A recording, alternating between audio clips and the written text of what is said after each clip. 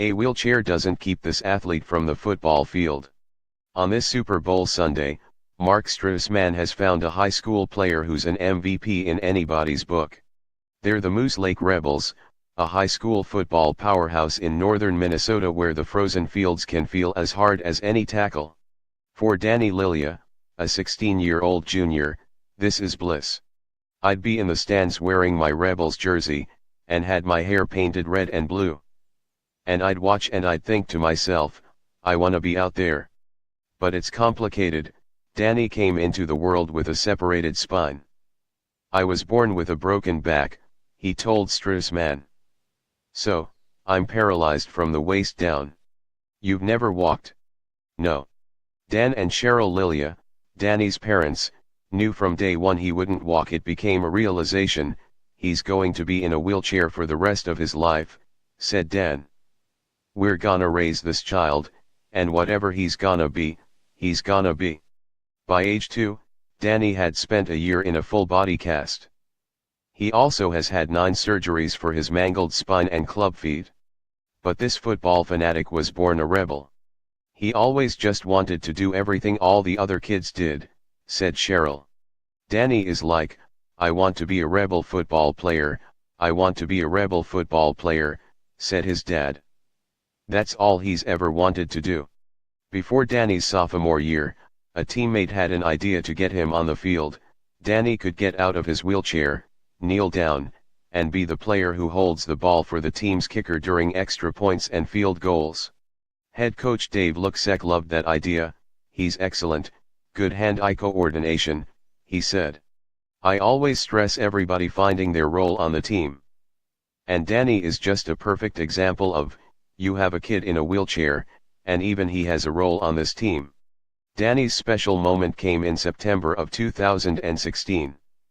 Moose Lake played Barnham High. When asked to describe what it was like to be on the field, Danny replied, "It was just amazing. The snap couldn't have been more perfect. It was right in my hands. Got it down, he kicked. I watched the ball. It went right through the uprights.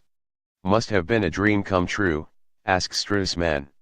"Yeah, definitely. I've always been dreaming of being a rebel football player since I was in kindergarten. And finally having that dream come true was amazing." His father said, everybody coming over to give him high fives, the crowd was cheering. "Yeah, there wasn't a prouder moment in my life." This past season the high school junior held the ball for more than 20 successful extra points. In those moments, kneeling and facing away from charging defenders, he's the most vulnerable player on the field. Strassmann asked his parents, "Are you worried when he's out there?" "No," said Sheryl, "if someone tackled him, that'd probably be the best day of his life," she laughed. "What could be the worst thing that could happen as far as an injury goes?" added Dan. "He'd get paralyzed." In December the Minnesota Vikings invited Danny to a practice of their field goal unit. And then they say, "Are you ready to hold some kicks?" And I'm like, "Yeah, sure." And on the last kick, their long snapper said to me, "This one is to win the game and go to the Super Bowl." What Danny slowly realized is that the Vikings were giving him 2 tickets to tonight's Super Bowl in Minneapolis. No way. That's true? Oh my God. Holy. Wow.